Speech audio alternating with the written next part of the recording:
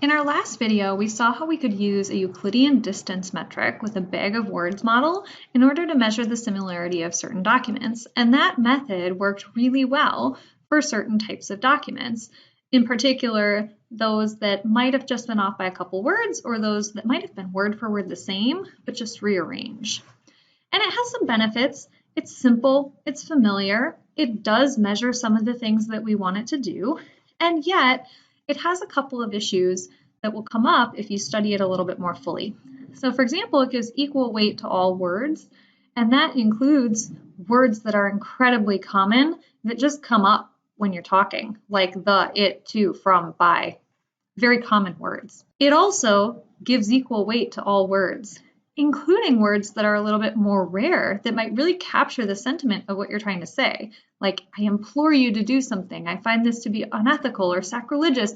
Those words would really categorize the sentiment of something and be counted as unique, and yet they're just sort of washed away with all the other words. And we're talking about a giant dictionary of words here, and those words we might want to pick out as being a little bit more important.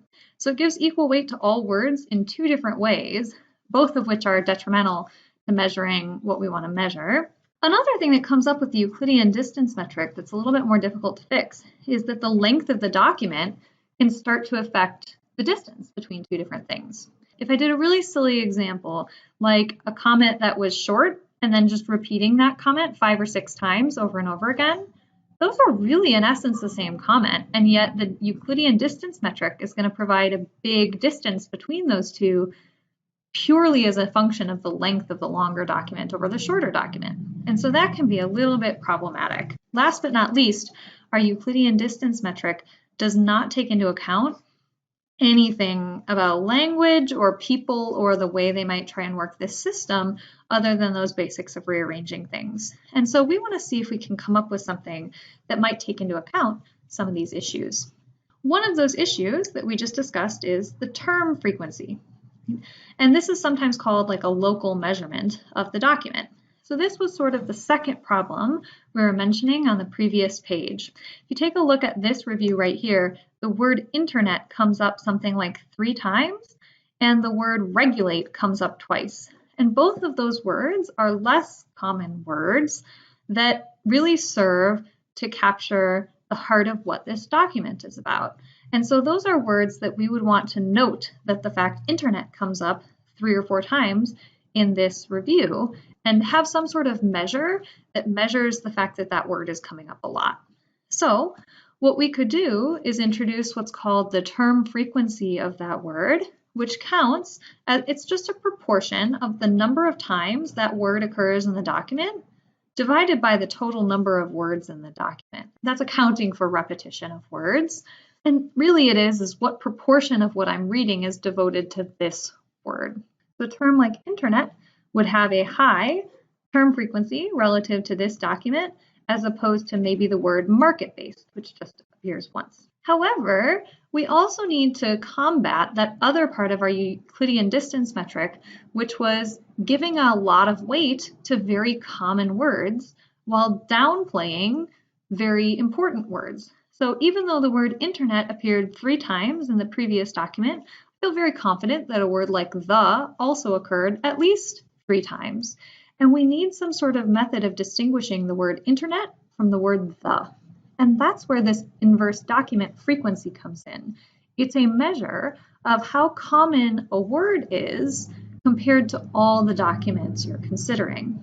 So the inverse document frequency, it's a little more complicated. It involves a logarithm, and that logarithm is of a proportion, just like the previous page, where we have the total number of documents as the numerator and 1 plus the number of documents that use that word as the denominator. Now the 1 plus is a technicality. If we had a word that we were interested in that didn't appear in any documents and we didn't have the 1 plus, we'd be trying to divide by 0 here, and that would be very problematic for us. So this 1 plus is just ensuring that we never divide by 0. You should really think about the measure as being this particular proportion. And you want to notice that common words like the, in, it, they're going to appear in pretty much every document that exists.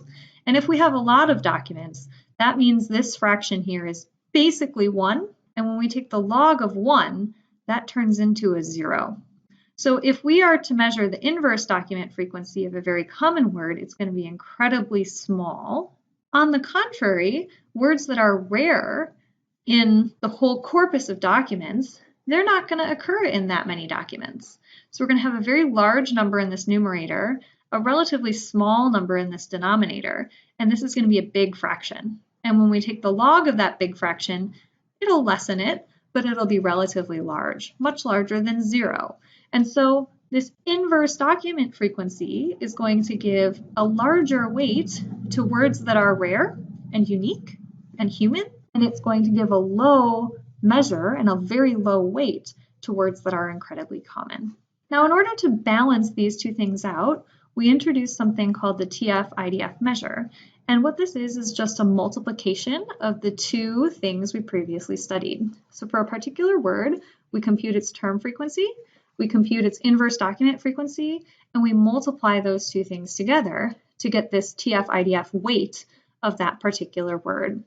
And so instead of having just a simple list of the number of occurrences of a word in the document, we'll have a list of the same length that keeps track of the Tf-idf weights of each of those words. And that will be our new bag of words like model that we'll be considering. And with this new list of words comes a new distance metric that we'll cover in the next video.